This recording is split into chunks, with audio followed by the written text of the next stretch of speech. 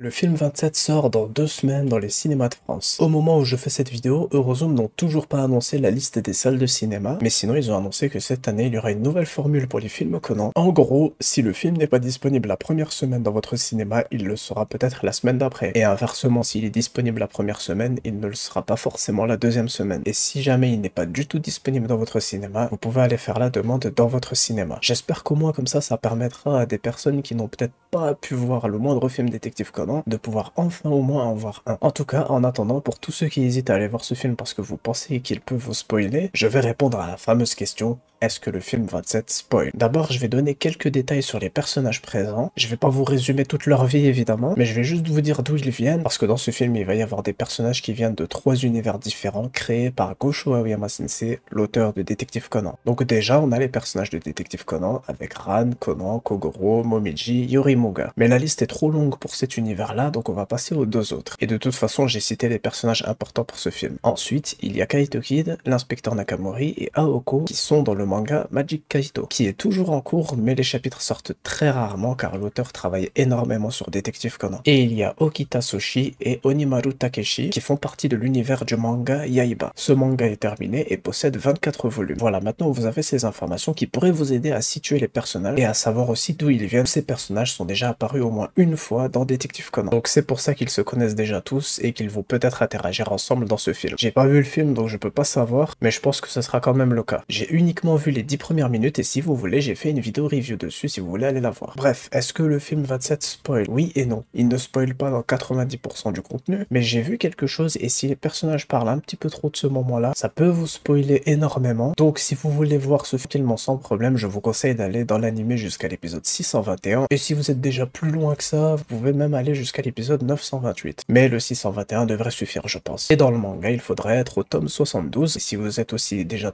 plus loin que ça dans le manga, vous pouvez aller jusqu'au tome 95. Mais je pense quand même que sans faire tout ça, vous pouvez quand même aller voir ce film, parce qu'il vous restera quand même plein de choses à aller découvrir dans Détective Conan juste après. Et sachez aussi qu'il va y avoir une énorme vérité qui sera faite sur Kaito Kid dans ce film. Ce sera canon et ce sera quelque chose que même les lecteurs du manga n'ont jamais vu. Et je précise aussi que je suis à jour dans Détective Conan et Magic Kaito. Pour Yaiba, je n'ai lu que 2 volumes, mais ça me suffit déjà à connaître Onimaru. Okita, lui, je crois qu'il est apparu une seule fois et rapidement. De toute façon, ce film va peut-être vous donner envie d'aller lire ces 2 autres mangas ou de regarder l'anime. Pour Magic Kaito, il y a 2 versions. Magic Kaito 1412 avec 12 épisodes, c'est l'ancienne version, et il y a Magic Kaito qui est sorti il y a quelques années avec 24 épisodes. Pour Yaiba, bonne nouvelle, un remake a été annoncé et c'est Gosho Aoyama Sensei, l'auteur du manga, qui supervisera entièrement le projet. L'anime qui était sorti il y a longtemps n'a pas tout adapté du manga, donc cette fois ce sera une version parfaite avec l'auteur du manga. Ensuite, pour revenir au film 27, tous les autres personnages qui apparaîtront seront des nouveaux personnages qui ont été créés pour l'intrigue de ce film. Et il y a l'air d'y en avoir beaucoup en plus. Depuis le film 25 sorti en 2022, l'écriture des films est enfin redevenue bien meilleure sur l'intrigue, les interactions, les sentiments, les scènes fortes qui donnent des larmes, et les OST qui apportent une énorme force sur chaque scène grâce à Yugo Kanno. Franchement, j'avais pas ressenti une telle envie d'aller voir les films depuis les films 1 à 6. J'aime tous les films dans l'ensemble, je suis pas producteur ni scénariste, et je vais encore moins suivre l'avis de tout le monde comme un mouton. Il y a des films qui sont moins bons que les autres, clairement, mais le but des films, surtout maintenant, c'est d'offrir un grand divertissement tout en nous faisant vivre des sensations fortes. Le film 25 a marqué le début d'une nouvelle ère, et le film 26 qui est sorti l'année dernière a été tellement parfait qu'on dirait que c'est l'auteur du manga qui s'est chargé du script. Eh bien, l'auteur vérifie le script de tous les films chaque année, et il le corrige, mais je pense aussi que dans le staff, tout le monde a enfin trouvé la bonne façon de travailler sur les films Détective Conan, et surtout les personnages. Évidemment, trouver le coupable est souvent facile, mais comme je l'ai dit avant, le plus important c'est de divertir le spectateur avec une aventure palpitante, des scènes impressionnantes et très classe, tout en criant Ike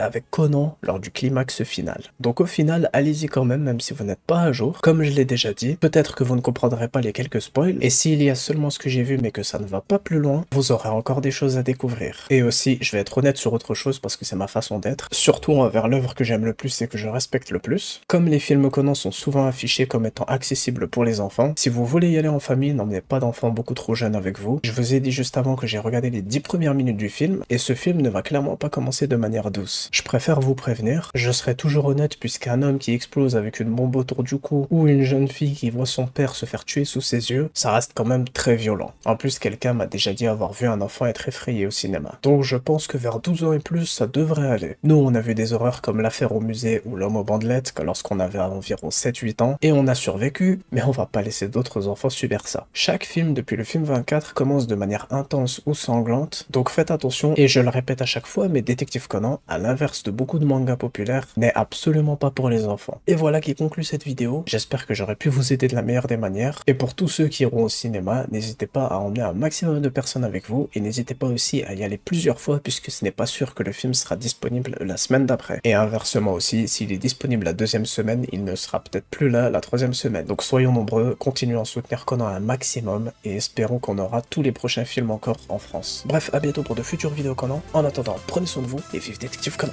Ciao.